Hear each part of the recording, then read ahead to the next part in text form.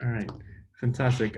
Yeah, so thanks again, everyone, for coming in. I'll be recording this webinar today to share out to the school as well. And so just a quick brief introduction. My name is Ben from the SAID Club. Along with me today is also Christian, co-hosting, and also Adrian, our featured guest today. So he's also graduated from RMIT as well, first class honors in 2015, and currently working as a product designer at Headstart International. So without further ado, I'll just let him take the stage and talk a little bit more.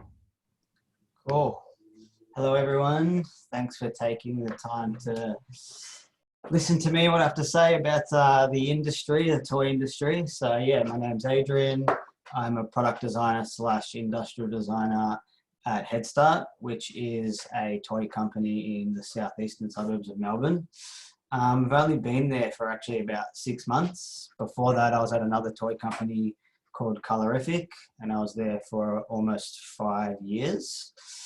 At Headstart, we work mostly on licensed toys. So we've got licenses like Marvel, DC, Disney Princesses, Wiggles, Ninja Turtles, Simpsons, all the big exciting ones. They also have a big property called Ushies. Some people might know Ushies. They're little pencil toppers that are all different character styles. I did a big promotion with Woolworths, I think last year, with the Lion King. They were giving away the Lion King Ushies. People were going crazy for that. So that's that was a good one. Different categories I've worked on in the toy industry: robotic pets, games, dart blasters, vehicles, remote control stuff, figurines, craft toys, pretty much most categories except plush. I don't have too much experience in plush. Some key highlights of my career so far has probably been getting products into Walmart, which is quite a difficult thing to do. But it's a pretty big deal because Walmart has over 4,000 stores worldwide. So I've had a product in Walmart. Traveling to China, going to the factories, seeing how things are made and working with engineers and stuff over there, solving problems on the fly. That's pretty exciting. Traveling to Japan and going specifically to Tokyo Toy Fair. That was crazy. That was a really good experience. If anyone wants to see some videos of that on my Instagram, I've got a permanent story there you can watch of the Tokyo Toy Fair. Working on TV ads is another fun thing that I get to do. And just going to Melbourne Toy Fair each year as well, which is a buzz going there and seeing what all different companies are doing, creating new toys and stuff like that. Where I studied at RMIT TAFE to begin with, doing product design. In 2011 is when I started that. And then I moved over to industrial design and finished up in 2015. And that's where I was lucky enough to meet someone who was working in the toy industry, who started at Colorific and then needed some extra hands and was offering internship opportunity, which I applied for and I was lucky enough to get. And that pretty much kicked off my career in the toy industry, and the rest is history. So I don't know if Ben, you already shared some links around of some of those stuff that I've worked on. Hopefully you guys have watched those videos, and if you got any questions about anything, yell out. Yeah, so I've shared the 4 videos that Adrian had showed me, so YouTube links. I might also just chuck them into the chat room later if anyone wants to check them out. But yeah, we're going to be open to Q&A from now on. So if you'd like to unmute yourself, ask Adrian a question, or just chuck it in the chat, we'll have a discussion from here. Also, Christian, I might let you start us off if you'd like to. Yeah, thanks, Ben. I was just wondering what was your honours project? Because you got first class honours, that's a pretty good result. Did that have anything to do with the toy industry? Yeah, it did actually. So I focused my honours year on kind of challenging the traditional toy industry, which is all about basically just creating a toy and then trying to sell it to buyers or distributors, and then it goes to the toy store, and that's pretty much the only way to get your toys. So my honours project was focused around basically making your own toys at home. So it was called Clickaloo, and it was a toy construction kit, which was completely 3D printable. It was all open source because I wanted to see if people would kind of add to the system. So I've got a website. I'll send you guys the link. And basically I created a whole bunch of components where you can download and create pretty much whatever you want. So think of any construction toy like Lego, but I created a different system which is compatible to be 3D printed.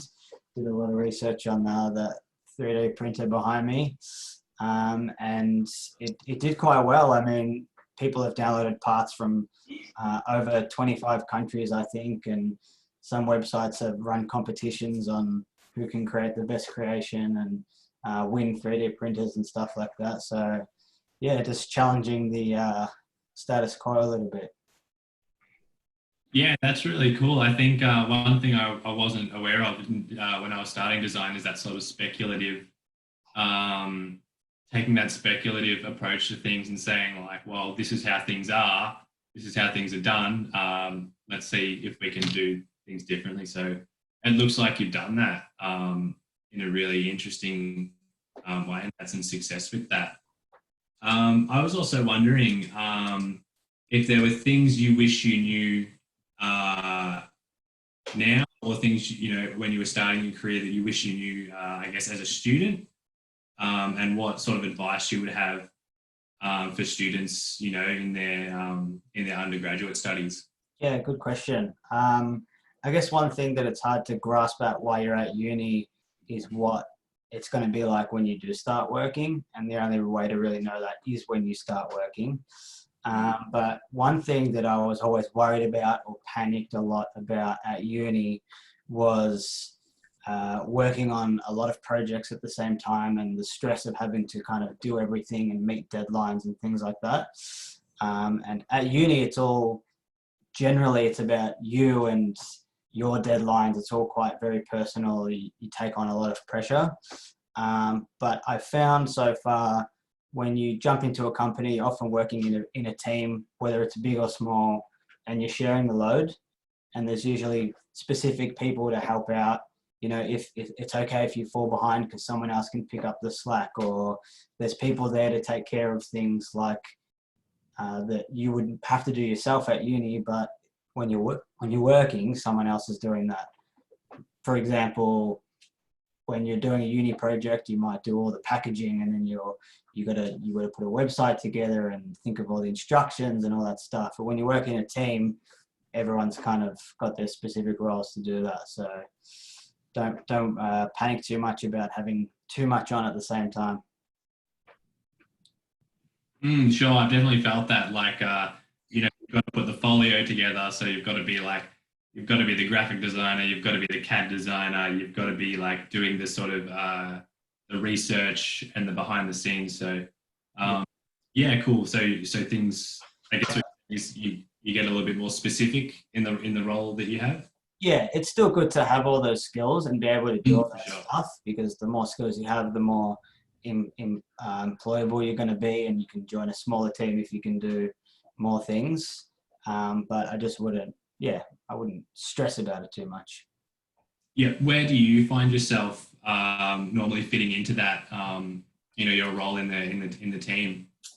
Me specifically, I do a fair bit of CAD work and more technical stuff, and just solving technical problems and figuring out how things are specifically going to be made and what materials and stuff they're going to be made from.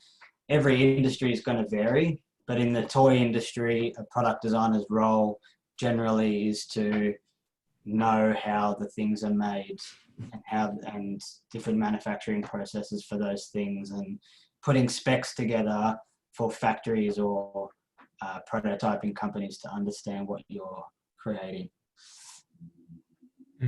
Yeah, awesome, fantastic.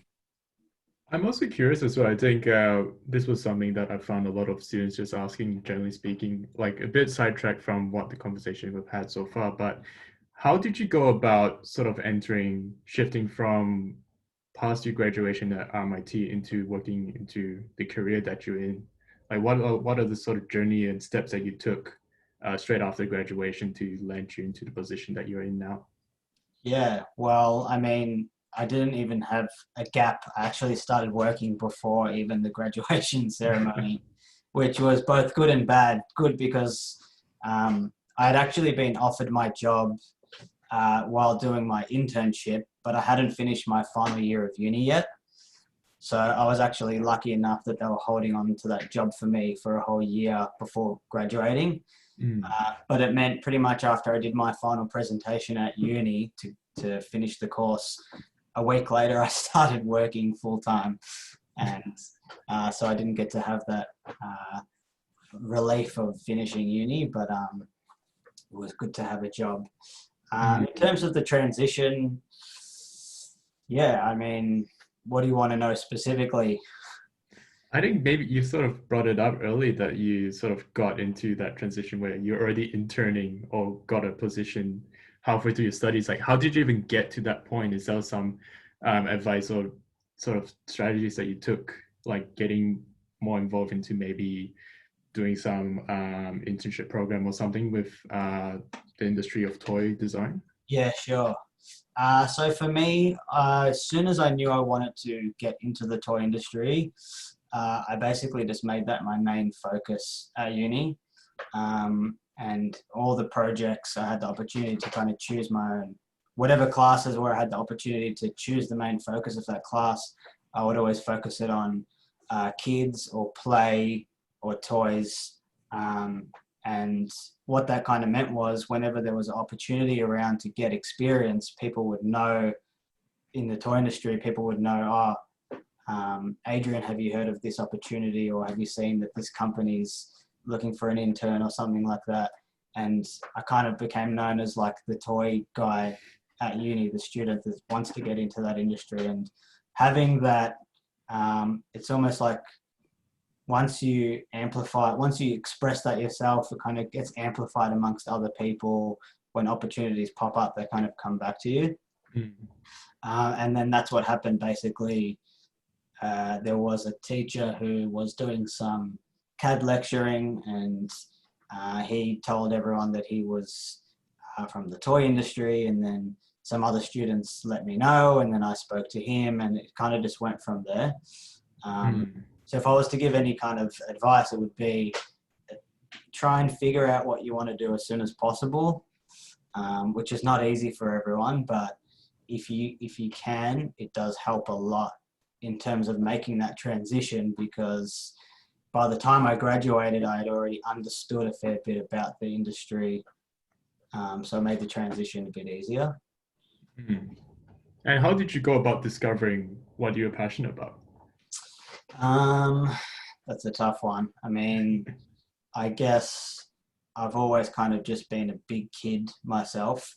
I mean, half the stuff back here is for work, but half of it is also my own personal collection of just geeky toys and stuff like that, which I think I'll always be that way.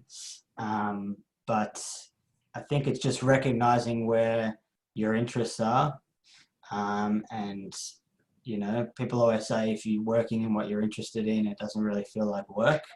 And that's not always true, but I mean, it's mostly true. And so recognizing that I was kind of a big kid myself, it just kind of made sense for me to want to contribute to the toy industry and make other kids happy like I was playing with toys when I was a kid. Totally. Even just to give us a bit more insight as being a product designer for the toy industry, like what's a daily, or not so much a daily, but just the general workflow of designing a toy concept? So for example, maybe with the skateboard toy that you've sort of mentioned, that was one of the more exciting projects or cool concepts that you did. How was the process from start to finish going about that project? Yeah, I mean, in terms of daily stuff, it depends what stage in the project that we're at. I mean, early towards the start of the project, a lot of it is exploring what it's going to look like and how it's going to work, and just pitching it internally to your own team members or the person sitting next to you. What do you think about this? What do you think about that? And then once it kind of starts to take shape and starts to get a bit more technical, you start to do maybe some early CAD work to share with some factories, maybe figure out how much this is going to cost. And then it kind of just flows on from there, the development process of, creating specs of exactly how it's going to work and what the internals are going to be like, and starting to make prototypes and things like that. And until eventually it's being made at a factory and you're getting samples on your desk from the factory ready to go into full production. So yeah, I guess it just depends what stage of the project you're in. And often you've got a few projects going on at the same time. So while one project might be in one stage or with the factory getting tooled, you might be working on the beginnings of another project. So it's kind of a mix of all those things throughout the day for different projects. Very cool. I've just got a question from Sachin as well. They're asking, what do you suggest to get an employment or internship in industries, and what are the soft skills necessary to achieve that? I guess it depends on the industry, but my advice would be, if you do know what industry you want to get into, or I would strongly suggest to figure that out. It's industrial design is very broad. There's heaps of different industries you can enter into, and no one industry is the same. Like toys, I'm doing product design, but product design for toys is quite specific. It's very different than doing product design for, maybe homewares or something like that. So I would kind of figure out the industry and then learn as much as you can about it, and, reach out to people on LinkedIn that are already in the industry and talk to them, tell them you're a student, you want to know more about it. And you'd be surprised, a lot of people are quite open. I mean, if people don't reply to you or whatever, big deal. But for the ones that do, you can gain a lot of knowledge out of them. That's what I did. I used to kind of just bug people on LinkedIn and see who would reply to me. And I would say, do you mind spending time answering these 5 questions about the industry? And then once you start to learn what it's like, you'll start to know the best way to get your foot in the door, and you'll learn there's this many companies in Melbourne that are doing what I like, so let's start talking to them. Or there's none in Melbourne, they're in Sydney, or maybe they're overseas, and you got to kind of learn the pathway to get into that specific industry. And whatever it is, if you know a lot about it and you know a lot about the products and how they're made, then you're going to become very employable. You'll have that competitive edge against other people, other graduates that are just applying for jobs because they finished uni. I mean, if you're showing a specific interest in that field, your application is going to be at the top every time. Yeah. It's not what you know, it's who you know, I think they always say. Yeah, well, that's it. But in my experience at the start, I didn't know anyone. So, it is who you know, but often a lot of people say that in the sense that you have to be lucky and know someone. It's more about meeting people and networking and becoming that person that know these people, because you kind of force it. Yeah, that's really true. I think people say it with a bit of cynicism, but it definitely seems like you're sort of saying get yourself out there so you do meet those people. Yeah, definitely get yourself out there and express what you want to do to as many people, and be proud of it, and people will help you along the way. Absolutely. We're also just coming on down to the last 5 minutes of the session today. So again, if you have any questions, do let me to send it in. I'm just going to bring up Ella's question as well. Then I think Christine, you got a question after. So Ella's just asked, what are the typical team problems you face in your work, and how do you overcome it? Team problems, I guess it's just people's personal opinion of how something should look or how something should work. And it often can be quite a very personal thing, because people have personal preferences of what they think looks the best.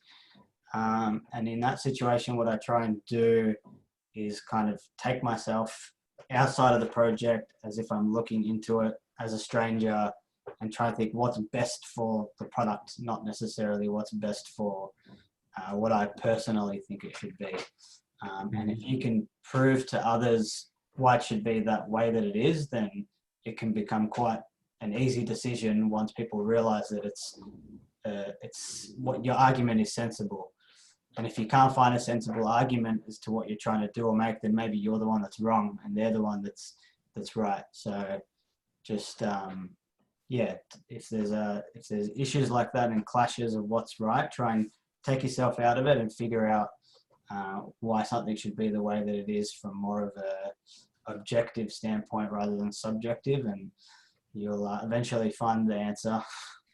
Or otherwise you just roll with one people's opinion and see what happens afterwards. Right. Kristen, do you want to ask a question? Yeah, I guess segueing on that, team problems sort of thing. Do you have a particular process for overcoming creative blocks, that writer's block kind of thing that always seems to be something that people struggle with, but don't have there's not really like a concrete way of overcoming? Yeah, that's right. There is no real concrete way. I think it does creep up every now and again. The benefit of working on multiple projects at the same time is if you are having a block on one project, you might have the opportunity to put it down and just work on something else for a little while and then come back to it.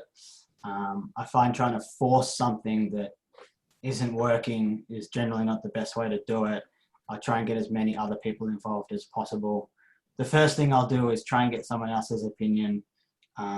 It's not good to just work at your desk and kind of be secluded. It's better to, talk with as many people as you can and get as many opinions as you can, because it can really help you. Seeing it from another perspective is often the best way to get over a block. But if it's really challenging, then put it down for a few days and come back to it. Great. Yeah. Sorry. Oh, no, that's fine. Okay, cool. I just got last quick question from Joseph. He's just asking, how has COVID affected the toy industry? Good question. It has actually been quite positive overall for the toy industry because everyone's stuck at home. A lot of parents are looking for things for their kids to do. So they're basically just buying them toys to keep them occupied. So in terms of the industry as a whole, it's actually doing quite well. In terms of personally, I've been working from home since March now, which is quite a while. So the challenge, I guess, is that it's hard to kind of, like I said, get those other people's opinions when you're having a block or feeling a little bit creatively alone. But I guess just using the tools you have available to you, like Zoom and Microsoft Teams and stuff like that, and still trying to communicate to people as much as possible what you're doing. Just give them a call, jump on the webcam and show them prototypes and try and figure it out there. But the industry is doing all right.